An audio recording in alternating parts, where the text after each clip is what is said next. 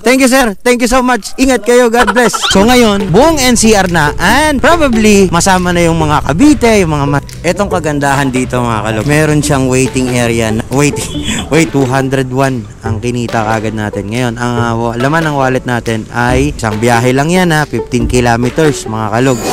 Hindi tayo nakabiyahe ng mga ilang araw mga kalogs. Kamusta kayo mga kalogs? Grabe na miss ko ang MC Taxi natin. Sobrang busy mga kalogs. Hira tayong makabiyahe talaga sa MC Taxi. Kailangan natin kumita, kailangan kumayod. Grabe. Mag-book na kayo mga kalogs para meron naman akong naichuchur ba?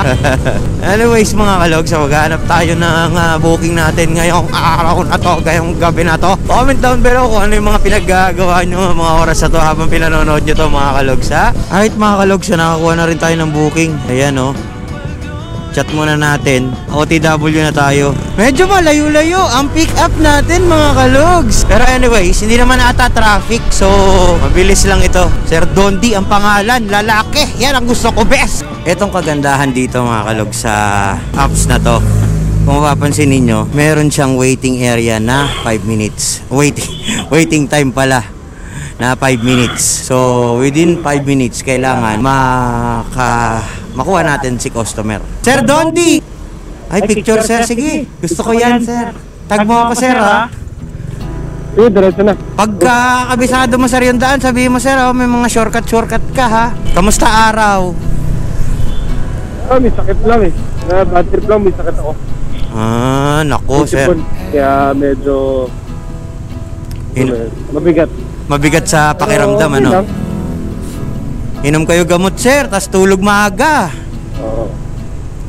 Kailangan nyo ng katabi? Charot.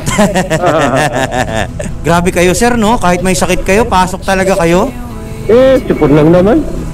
Sa bagay. Papalit-palit kasi yung klima. Oo. Nakuha ko sa MRT to. May pauwi last week, parang may umubo na medyo weird. Okay. Oo. Parang alam yun, yung ubo na... Oo, correct sir. Ako... alam yun, parang bahing na bahing siya. Oo. Ako madalas ganyan sir, pag may nabahing, naku po, maya lang, may sipon na ako. Pero nagba-vitamins naman kayo sir? Ha? Ba-vitamins naman kayo? Okay lang. Bibihira, no? Bihira. Sakit pa naman sa ulo yan sir. Sipon? Yung sipon, no? Oo. Grabe dito yan. Kasi ang gamot pa pahinga talaga. Pag mas maaga, ayan. Kasi masama rin pakiramdam ko, di ba? Opo. So, sa pag-MRT ako, sinubukan ko lang mag-stress. Yun, no? Parating din. Husay! Paikot pa tayo sa Saan ano?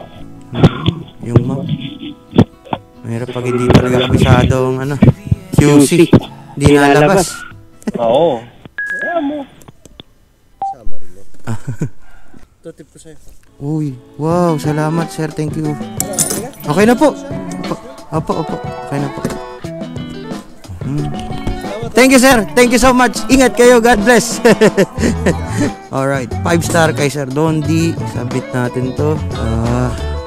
52, bigyan tayo sa Dondi. Alright, from Pasig, meron na tayo dito sa Quezon City. Alam ko, itong express mga kalogs ay nag-expand na. So, nung nakaraang vlog natin, sabi ko sa inyo, Makati lang ang Makati, BGC, yan, San Juan, Pasig, yan lang yung mga area, Taguig. So ngayon, buong NCR na and probably masama na yung mga Cavite, yung mga nasa labas na ng NCR. So 181 plus 20 pesos, 201 ang kinita kagad natin. Ngayon, ang laman ng wallet natin ay 294. Isang biyahe lang yan 15 kilometers mga kalogs. So marami nagtatanong bakit tayo ay lumipat ng apps. Wala namang masamang lumipat mga kalogs. Wala namang masamang sumubok. Tayo nag-i-explore pa. Di naman tayo ganun ka mga kalogs na sarado yung ating pag-iisip sa mga bagay-bagay. Actually nag-apply din ako sa ibang apps. So, try lang ng try. Walang masama. Alam nyo, huwag nyo isarado yung sarili ninyo sa mga